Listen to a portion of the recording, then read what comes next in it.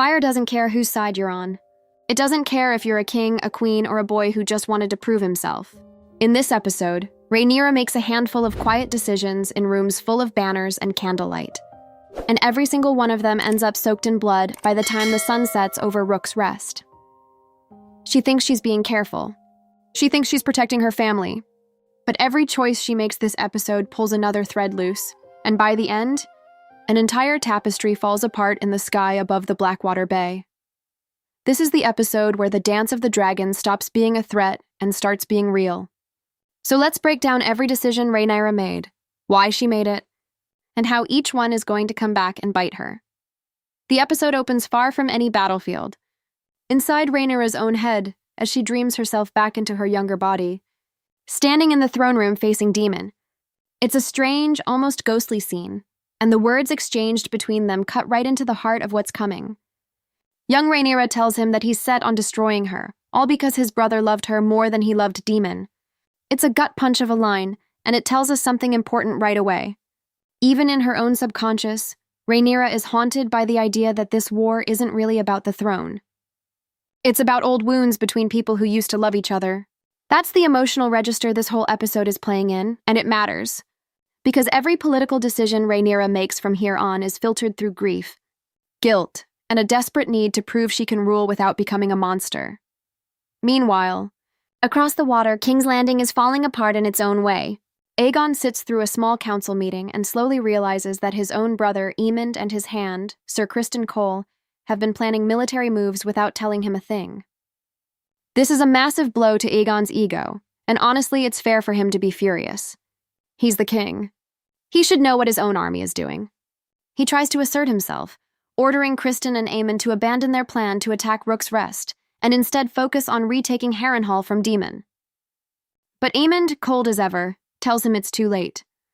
The wheels are already turning. Larys Strong, ever the quiet manipulator, chimes in that Harrenhal is barely worth fighting over anyway, since it's more broken than he is. It's a small moment, but it tells you everything about how little power Aegon actually has in his own government. He wears the crown, but the men around him are the ones steering the ship. Humiliated, Aegon goes looking for comfort from his mother, Alicent. What he gets instead is a reality check that cuts deeper than anything his brother said. Alicent doesn't coddle him. She questions whether he's even capable of ruling at all, and her words land like a slap. This is the same woman who spent years defending his claim to the throne, and now she's the one telling him he isn't measuring up. For Aegon, a man who's spent his whole life being compared to his younger brother and finding himself lacking, this is unbearable. He retreats to drink, to stew, to feel sorry for himself. And that spiral is going to matter a lot more than anyone in that room realizes. Across the narrow sea of the story, Daemon is at Harrenhal and things are getting stranger by the day. He runs into a woman named Alice Rivers, who seems to know far more about him than any stranger should. Daemon has been slipping in and out of visions, seeing his dead wife Laena, hallucinating things that blur the line between memory and prophecy. It's unsettling, and it's clearly building toward something bigger than just a haunted castle. Whatever grip Daemon has on reality, it's loosening. And that's not a comforting thought for a man who commands one of the largest dragons in Westeros. Back in King's Landing, we get a quieter, sadder scene between Alicent and Larys. It becomes clear that Alicent has taken moon tea, ending a pregnancy that would have come from her relationship with Criston Cole.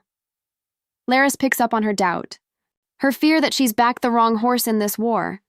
Alicent helped put Aegon on the throne, and now she's watching him unravel in real time, and some part of her clearly wonders if she made the biggest mistake of her life. Meanwhile, Sir Criston Cole has been busy. He's swept through Rosby, Stokeworth, and now Duskendale, forcing lords to bend the knee or die. At Duskendale, he beheads Lord Darklyn himself, a brutal, decisive move that tells everyone watching exactly what kind of hand of the king he's become. This isn't the cautious, honorable knight from the early seasons anymore. This is a man who has fully committed to violence as his method of choice, and his army is now marching straight toward Rook's Rest, the last black stronghold on the Blackwater Bay. Back on Dragonstone, Rhaenyra finally returns from her secret trip to King's Landing, and she has to face her own council, who are furious that she left without telling anyone. Her son Jacaerys is especially hurt, feeling shut out of decisions that affect his own future. When she admits she went to meet Alicent face to face, the room practically explodes with disbelief. It's reckless and everyone knows it, but Rhaenyra insists it was necessary. She's trying to find another way, some path that doesn't end in fire and ash, but the truth is, that path closed the moment Aemond killed Lucerys. War is coming whether she wants it or not, and now the question isn't if, but how she chooses to fight it. This is where the real decision-making begins. When news arrives that Criston's army is bearing down on Rook's Rest, Jace immediately volunteers to fly out and defend it. He wants to prove himself, to show he's not just a boy playing at war. Rhaenyra refuses. She knows he doesn't have the experience, and losing another son isn't a risk she's willing to take. Instead, she considers going herself, mounting Syrax and flying into battle personally. It's a bold, almost desperate offer, the kind of move a queen makes when she feels like she's run out of better options. Before she can commit to it, Rhaenys steps forward and insists she go instead. She argues that Meleys is the largest and most battle-tested dragon they have, and that she is the right choice for this fight. It sounds noble. It sounds practical. But it is also, whether anyone in that room wants to admit it or not, a decision built on the idea that some lives matter more than others. Rhaenyra agrees to let Rhaenys go, and that single choice is about to change the entire war. Let's slow down on that decision for a second, because it's the hinge this whole episode swings on. Rhaenyra could have gone herself. She could have sent Jace, against her better judgment, and taken the political risk of grooming an heir through fire. Instead, she does what feels like the safest, most sensible thing. She sends the most experienced rider on the most experienced dragon, protecting both her son and herself in one move. On paper, it's smart. In practice, it means the two people with the strongest claim to the Iron Throne stay safely on Dragonstone, while someone else bleeds for them. Rhaenys even says it herself, in a line that's going to sting later. She knows she's the one who can be spared. She knows Rhaenyra can't be. It's a devastating piece of self-awareness from a woman who has spent her entire life being told she was never quite queen material. Despite being more qualified than half the men who got the job instead of her, she's finally given a mission that matters, and it's the mission that kills her. While all this political maneuvering plays out in council rooms, Aegon is elsewhere, drowning his humiliation in wine. His mother told him to do nothing, and for a king who spent his whole reign being told what to do by everyone around him, doing nothing might be the one order he simply cannot follow. Fueled by wounded pride and probably a fair amount of alcohol, Aegon makes the decision that seals his fate for the rest of the season. He puts on his armor, mounts Sunfire, and flies out to Rook's Rest to join the battle his own brother and Hand didn't even bother telling him about. He wants to prove he's not a spare king, not a puppet wearing a crown while other men run the war. It's understandable on a human level. It's also catastrophic, because nobody at Rook's Rest is expecting him, least of all the two people who set the trap in the first place. Because make no mistake, this was a trap. Criston Cole's march on Rook's Rest was never really about the castle itself. Rook's Rest is small, poorly defended, and strategically useful mostly because taking it cuts Dragonstone off by land. The real goal was to bait Rhaenyra into sending a dragon to defend it. Aemond and Criston have been coordinating in secret precisely because they knew this would draw out one of Rhaenyra's dragons. And Aemond has been waiting in the wings, quite literally, hidden with Vhagar somewhere out of sight, ready to strike the moment a black dragon showed up. This was never meant to be a fair fight. It was an ambush dressed up as a siege. When Rhaenys arrives on Meleys, the battle begins exactly the way Aemond and Criston hoped it would. Dragonfire rains down on Criston's army below, and for a moment it looks like the Blacks might have the advantage. Then Aegon shows up, uninvited and unannounced, flying Sunfire straight into the fight. Nobody planned for this, including Aemond, who now has to watch his own brother, drunk and reckless, throw himself into the exact trap that was built for someone else entirely. Sunfire and Meleys clash in the air, and it becomes brutally clear very quickly that the older, more experienced Meleys has the upper hand. Rhaenys tears into Aegon's dragon, and chunks of Sunfire's flesh rain down onto the soldiers fighting below, a horrifying reminder that when dragons fight, everyone underneath them pays the price too. Criston, watching from the ground, signals for Aemond to join the fight and finish things. And Aemond quite deliberately waits. He lets his own brother take hit after hit from Meleys, lets Sunfire get torn apart, and only enters the battle once Aegon is already in serious trouble. When he finally does move, Riding Valgar out of hiding, he doesn't hesitate for a second. He commands Vhagar to unleash Dragonfire, and the flame catches both Sunfire and Meleys at once, burning his own brother along with his enemy. Whether that was an accident of timing or a very deliberate message is left disturbingly unclear, and honestly, given how much resentment Aemond has built up over the years watching Aegon fail upward into the crown Aemond never got, it's hard not to wonder if some part of him wanted it that way. Sunfire takes the worst of the blast. The golden dragon and his king spiral out of the sky and crash into the forest below in a burst of fire, and for a moment it looks like that might be the end of it. But Rhaenys isn't done. Even though she has a clear path to fly away and survive, something pulls her back into the fight. Maybe it's fury. Maybe it's grief for the men she's just watched burn. Maybe it's simply the realization that there's no walking away from a war like this one. She turns Meleys around and goes straight at Vhagar again. This is the moment the episode has been building towards since the opening scene, and it plays out with almost unbearable cruelty. Rhaenys and Meleys manage to land some real damage on Vhagar, proving that even the largest dragon in the world isn't invincible. But size and experience still matter in a fight like this, and Vhagar simply outclasses her.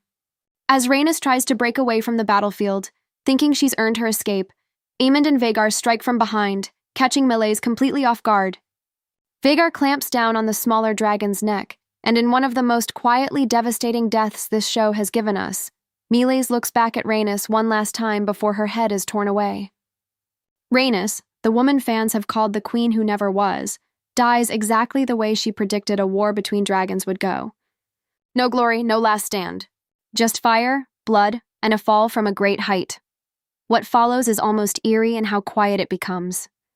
Criston Cole wakes up on the battlefield to find himself surrounded by devastation. Bodies, armor, ash. At one point, he reaches for what looks like a fallen soldier, only for the armor to collapse into dust the second he touches it. A chilling visual reminder of just how much dragonfire can do to a human body in seconds. He wanders through the wreckage looking for his king, and eventually finds the crater where Sunfire crashed. Aemond is already there, standing over his brother's fallen body with his sword drawn. For a moment, it looks like he might be about to finish the job himself. When Criston calls out his name, Aemond sheathes his blade instead. Whether that was mercy, or just a change of plans now that witnesses are watching, is left deliberately ambiguous, and that ambiguity is going to hang over every scene Aemond is in for the rest of the season. So let's talk about what all this actually means for Rhaenyra, because every decision she made this episode is about to explode in her face.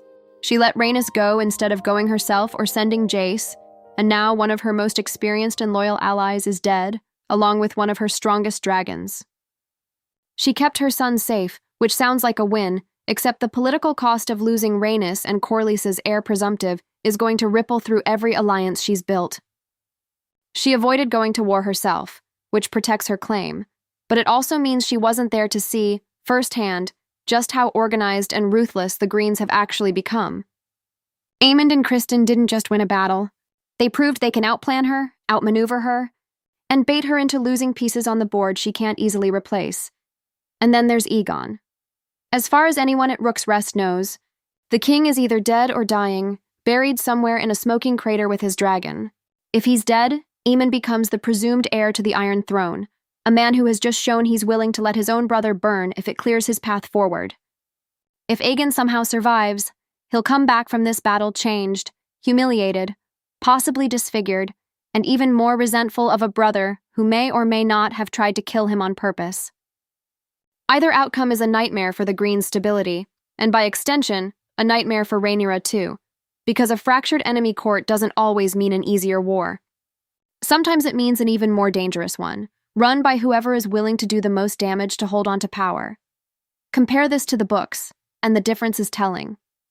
In Fire and Blood, Aegon was part of the plan at Rook's Rest from the start, and he survives the battle, badly wounded, leaving Aemond to rule as regent for months while his brother recovers. The show changes this by making Aegon's arrival a surprise even to his own allies, which makes his decision this episode feel less like strategy and more like a wounded man trying to prove something to a mother who no longer believes in him. It's a small change, but it reframes the entire tragedy. This isn't a king outmaneuvered by clever enemies. This is a son destroyed by his own need to be seen as more than a spare. By the end of this episode, The Dance of the Dragons has stopped being a threat whispered about in council chambers and started being an actual, undeniable catastrophe. Rhaenyra made careful, defensible decisions every step of the way, and none of them saved the people she needed to protect. That's the horror of this episode. It isn't that Rhaenyra chose badly. It's that in a war like this, there might not have been a good choice available to her at all. And if that's true, then everything she does from here on out is going to be judged the same way this episode's decisions will be judged. Not by whether they were reasonable in the moment, but by how much they end up costing her later. Fire doesn't care whose side you're on. It doesn't care if you're a king, a queen, or a boy who just wanted to prove himself. In this episode, Rhaenyra makes a handful of quiet decisions in rooms full of banners and candlelight. And every single one of them ends up soaked in blood by the time the sun sets over Rook's Rest. She thinks she's being careful. She thinks she's protecting her family. But every choice she makes this episode pulls another thread loose, and by the end, an entire tapestry falls apart in the sky above the Blackwater Bay. This is the episode where the Dance of the Dragons stops being a threat and starts being real. So let's break down every decision Rhaenyra made, why she made it, and how each one is going to come back and bite her. The episode opens far from any battlefield. Inside Rhaenyra's own head, as she dreams herself back into her younger body, standing in the throne room facing Daemon. It's a strange, almost ghostly scene, and the words exchanged between them cut right into the heart of what's coming. Young Rhaenyra tells him that he's set on destroying her, all because his brother loved her more than he loved Daemon. It's a gut punch of a line, and it tells us something important right away. Even in her own subconscious, Rhaenyra is haunted by the idea that this war isn't really about the throne. It's about old wounds between people who used to love each other. That's the emotional register this whole episode is playing in, and it matters.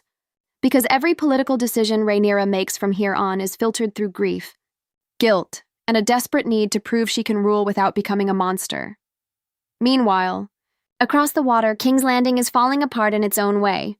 Aegon sits through a small council meeting and slowly realizes that his own